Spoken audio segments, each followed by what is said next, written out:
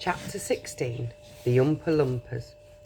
Oompa Loompas, everyone said at once. Oompa Loompas?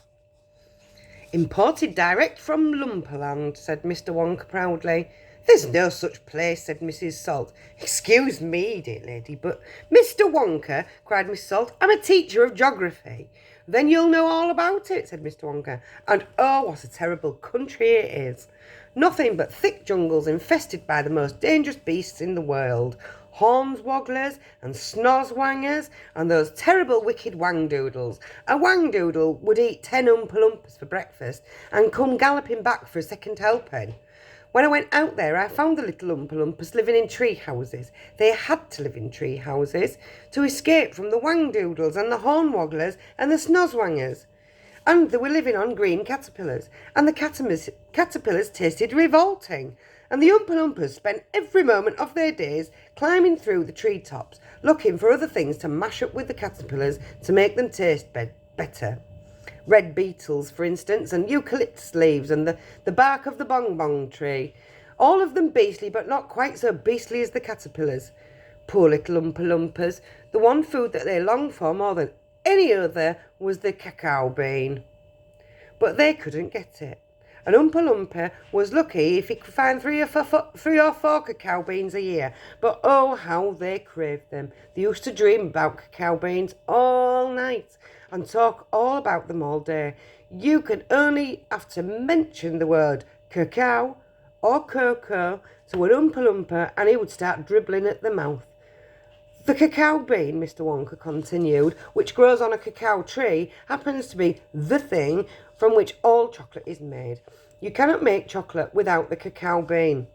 The cacao bean is chocolate. I myself use billions of cacao beans every week in this factory, and so, my dear children, as soon as I discovered that the Oompa Loompas were crazy about this particular food, I climbed up to their treehouse village and poked my head in through the door of the treehouse belonging to the leader of the tribe. The poor little fellow, looking thin and starved, was sitting there trying to eat a bowl full of mashed up green caterpillars without being sick. Look here, I said, speaking not in English, of course, but in Oompa Loompa-ish.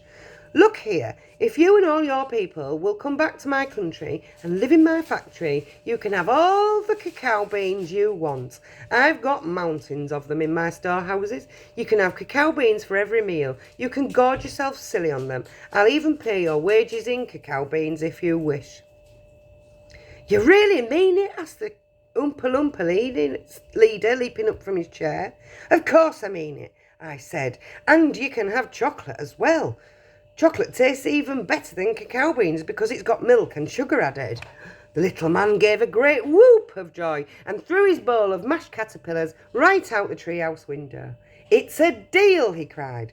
Come on, let's go. So I shipped them all over here, every man, woman and child in the Oompa Loompa tribe. It was easy. I smuggled them over in large packing cases with holes in them, and they all got here safely. They are wonderful workers. They all speak English now. They all love dancing and music. They're always making up songs. I expect you'll hear a good deal of singing today from time to time. I must warn you, though, they are rather mischievous. They like jokes, and they still wear the same kind of clothes that they wore in the jungle. They insist upon that. The men, as you can see them for yourselves across the river, wear only deer skins. The women wear leaves, and the children wear nothing at all. The women use fresh leaves every day. Daddy! Shouted Veruca Salt, the girl who got everything she wanted. Daddy! I want an Oompa Loompa. I want you to get me an Oompa Loompa. I want an Oompa Loompa right away. I want to take it home with me. Go on, Daddy, get me an Oompa Loompa. Now, my pet, her father said to her, we mustn't interrupt Mr. Wonka. But I want an Oompa Loompa, screamed Veruca. All right, Veruca, all right. But I can't get it for you this second. Be patient. I'll see you have one before the day is out. Augustus, shouted Mrs. Gloop. Augustus, sweetheart, I don't think you'd better do that. Augustus Gloop, as you might have guessed, had quietly sneaked down to the edge of the river and was now kneeling on the riverbank, scooping hot melted chocolate into his mouth as fast as he could.